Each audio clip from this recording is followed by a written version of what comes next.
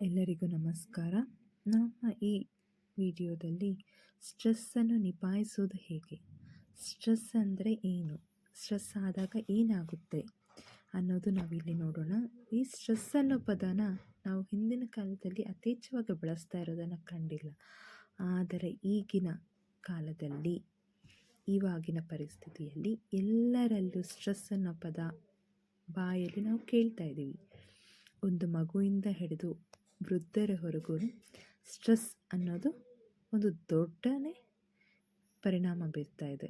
ಮೊದಲಿಗೆ ಸ್ಟ್ರೆಸ್ ಅಂದರೆ ಏನು?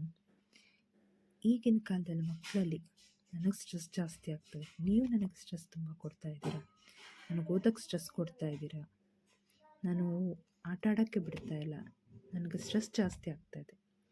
ಪೋಷಕರಲ್ಲಿ ಬಂದರೆ ನನ್ನ ಮಕ್ಕಳನ್ನ ನಿಭಾಯಿಸೋಕ್ಕಾಗಲ್ಲ, ಇವ್ರು ನನಗೆ ತುಂಬ ಸ್ಟ್ರೆಸ್ ಕೊಡ್ತಾ ಇದ್ದಾರೆ.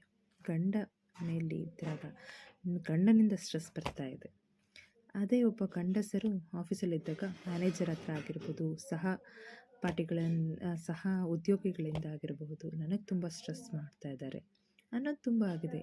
ಫಸ್ಟ್ ಆಫ್ ಆಲ್, ಸ್ಟ್ರೆಸ್ ಅಂದರೆ ಏನು? ನಮ್ಮ ಮನಸ್ಸಿಗೆ ಅಹಿತವನ್ನು ಉಂಟು ಮಾಡೋದು ಅಥವಾ ಸಹಾಯಕತೆಯನ್ನು ಉಂಟು ಮಾಡೋದು. ಅದು ಸಹ ನಮಗೇನೋ ಎಲ್ಲೋ ಮನಸ್ಸಿನ ನೆಮ್ಮದಿ, ಸಮಾಧಾನ, ಪ್ರಶಾಂತತೆಯನ್ನು ಕೆಡಿಸೋ ಅಂಥದ್ದನ್ನು ನಾವು ಸ್ಟ್ರೆಸ್ ಅಂತ ಕರಿತೀವಿ. ಅದು ಯಾವುದರಿಂದನೂ ಆಗ್ಬೋದು. ಒಂದು ವಸ್ತುವಿನಿಂದ ಆಗ್ಬೋದು, ಒಂದು ಘಟನೆಯಿಂದ, ಒಂದು ಸನ್ನಿವೇಶದಿಂದ, ವ್ಯಕ್ತಿಯಿಂದ ಆದರೂ ನಾವು ಯಾವುದಕ್ಕಾದರೂ ಒಳಗಾಗ್ಬೋದು. ಇದರಿಂದ ಏನಾಗುತ್ತೆ? ನಮ್ಮ ದೇಹದಲ್ಲಿ ಒಂದು ಹೃದಯ ಬಡಿತ ಹೆಚ್ಚಾಗುವಂಥದ್ದು, ಅಥವಾ ಉಸಿರಾಟದ ವೇಗ ಹೆಚ್ಚಾಗುವಂಥದ್ದು, ಉಸಿರು ಸಿಕ್ಕಾಕೊಂಡು ಆದಾಗ ಆಗೋದು, ಮತ್ತು ನಮ್ಮ ಸ್ನಾಯುಗಳು ಬಿಗಿತವನ್ನು ಉಂಟು ಮಾಡುವಂಥದ್ದು, ಆಯಾಸ, ದಣಿವು ಕಾಣಿಸ್ಕೊಳ್ಳೋವಂಥದ್ದೆಲ್ಲ ಇದನ್ನು ನೋಡ್ತೀವಿ. ಅದೇ ಮೆದುಳಿನ ಸಂಬಂಧಪಟ್ಟದೆ ನಮಗೆ ಏಕಾಗ್ರತೆ, ಏನಾದರೂ ಕೆಲಸ ಮಾಡೋಕ್ಕೆ ಏಕಾಗ್ರತೆ ಕುಗ್ಗಬಹುದು, ಅಥವಾ ಹೊಸ ಕಲಿಕೆಗೆ ಕಷ್ಟವಾಗ್ಬೋದು, ನೆನಪಿನ ಶಕ್ತಿ ಕಡಿಮೆ ಆಗಬಹುದು. ಇದೆಲ್ಲ ನಮಗೆ ಸ್ಟ್ರೆಸ್ ಆದಾಗ ಆಗುವಂತಹದ್ದು. ಮುಖ್ಯವಾಗಿ ನಮಗೆ ಇದರಿಂದ ಏನು ಕಾರಣಗಳಾಗ್ಬೋದು ಅಂದರೆ ಏನು? ಮೊದಲನೇದಾಗಿ ಏನು ಕಾರಣ ಅಂದರೆ ನಮ್ಮ ದೇಹದಲ್ಲಿರುವಂಥ 2 ಹಾರ್ಮೋನುಗಳು ಹೆಚ್ಚಾಗಿ ಇದರಿಂದ ಸವೆಯಲ್ಪಡುತ್ತದೆ. ಅದು ಯಾವುದು? ಅದರಲ್ಲಿ ಒಂದನೇ ಬಂದು ಅಡ್ರಿನಲ್ ಅಂತ ಹೇಳಿಬಿಟ್ಟು, ಇನ್ನೊಂದು ಪಿಟ್ಯುಟರಿ ಅಂತ.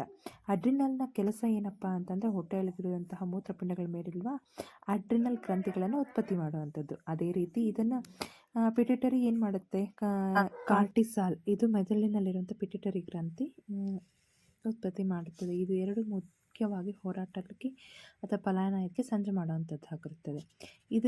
ಈ ಸ್ಟ್ರೆಸ್ ಅನ್ನೋದು ನಮ್ಮ ಬದಲಾವಣೆಗಳ ಅನುಕೂಲ ಅನಾನುಕೂಲ ಅಂತ ನೋಡಿದ್ರೆ ತಕ್ಷಣಕ್ಕೆ ಅನುಕೂಲಕಾರಿ ಅಂತ ಹೇಳ್ಬೋದು, ಆದರೆ ದೀರ್ಘಕಾಲದಲ್ಲಿ ಅನಾನುಕೂಲಾರಿ ಅಂತಲೂ ಹೇಳ್ಬೋದು. ಯಾಕಪ್ಪ ಅಂದರೆ ನೀವು ತಕ್ಷಣದಲ್ಲೇ ಏನು ಮಾಡ್ತೀರಾ? ಸ್ಪರ್ಧೆಯಲ್ಲಿ ಸೋಲ್ಬಾರ್ದು ಅಂತ ಹೆಚ್ಚಿನ ಪ್ರಯತ್ನ ಮಾಡ್ತೀವಿ. ಒಂದು ವೇಳೆ ನಾವೇನಾದರೂ ಪರೀಕ್ಷೆ ಆಗಿರಬಹುದು, ಎಕ್ಸಾಂಪಲ್ ನಾವು ತೊಗೊಂಡ್ರೆ, ನಾನು ಸೋಲ್ಬಾರ್ದು, ನಾನು ಏನಾದರೂ ಪ್ರಯತ್ನ ಮಾಡಬೇಕು, ಗೆಲ್ಲಲೇಬೇಕು ಅನ್ನೋದಂತಹದ್ದು ಕೆಲವೊಂದು ಸಾರಿ ನಮಗಾಗುತ್ತೆ. ಆದರೆ ದೀರ್ಘಾವಸ್ಥೆಯಲ್ಲಿ ಕಂಡಂತೆ ನಮ್ಮ ದೇಹದಲ್ಲಿ ಯಾವಾಗಲೂ ನೀನು ಓದಾಗೆಲ್ಲ ಸ್ಟ್ರೆಸ್ ಒತ್ತಾಗೆಲ್ಲ ಈ ಥರ ಒತ್ತಡ ತಗೊತಾ ಇದ್ದರೆ ನಮ್ಮ ದೀರ್ಘಕಾಲದಲ್ಲಿ ಅಂದರೆ ತೀವ್ರ ಅಥವಾ ದೀರ್ಘಕಾಲ ಸ್ಟ್ರೆಸ್ನಿಂದ ಕಾಣಿಸ್ಕೊಳ್ಳೋ ರೋಗಗಳು ಪಟ್ಟಿನೇ ಇರುತ್ತೆ. ಒಂದು ಹೃದಯದಕ್ಕಾಗಿರ್ಬೋದು, ರಕ್ತದೊತ್ತಡ ಹೆಚ್ಚಾಗುವಂಥದ್ದು, ಹೃದಯಾಘಾತ ಆಗುವಂಥದ್ದು, ಶ್ವಾಸಕೋಶಗಳಲ್ಲಿ ಉಂಟಾಗುವಂಥದ್ದು, ನಮ್ಮ ಕೂದಲೇ ಉದುರುವಿಕೆ ಅಥವಾ ಬೆಳ್ಳಗಾಗೋದು ನೋಡ್ಬೋದು, ಮೂತ್ರಜನಾಂಗಗಳಲ್ಲಿ ಸ್ವಲ್ಪ ಅವಸರ ಮಾಡುವಂಥದ್ದು, ಇದೆಲ್ಲನೂ ನಾವು ನೋಡಬಹುದು. ಆದ್ದರಿಂದ ನಮ್ಮ ಸ್ಟ್ರೆಸ್ ಲೆವೆಲ್ಸ್ ನಾವು ಯಾವತ್ತೇ ಆಗಲಿ ಸ್ವಲ್ಪ ಕಂಟ್ರೋಲ್ ಮಾಡಿಕೊಂಡಿದ್ರೆ ನಮ್ಮ ಬೆಳವಣಿಗೆಗೂ ತುಂಬ ಉಪಯೋಗವಾಗುತ್ತೆ.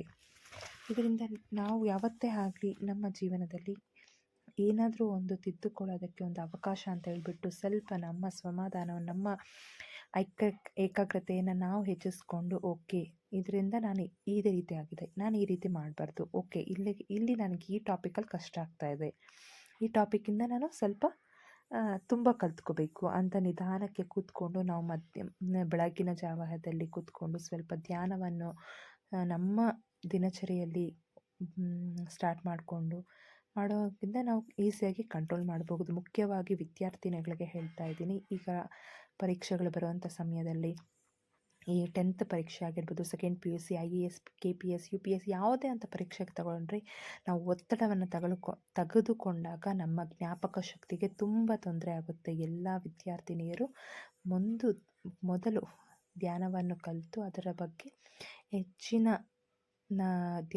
ಧ್ಯಾನದಲ್ಲಿ ಓಕೆ ನಾನು ಇದು ಓದಿದ್ದೀನಿ, ಇದು ಓದಿಲ್ಲ, ಓಕೆ ಓದಬೇಕು ಅಂತ ಒಂದು ವೇಳಾಪಟ್ಟಿ ಹಾಕ್ಕೊಂಡು ನಿಧಾನಕ್ಕೆ ಅವರ ಜೀವನ ಶೈಲಿಯನ್ನು ವೃದ್ಧಿ ಮಾಡ್ಕೋಬೇಕು ಅಂತ ಹೇಳ್ತಾ ಇದ್ದೀನಿ. ಈ ವಿಡಿಯೋ ಮಾಡಿದ್ದಕ್ಕೆ ಕೇಳಿದ್ದಕ್ಕೆ ಎಲ್ಲರಿಗೂ ಧನ್ಯವಾದ.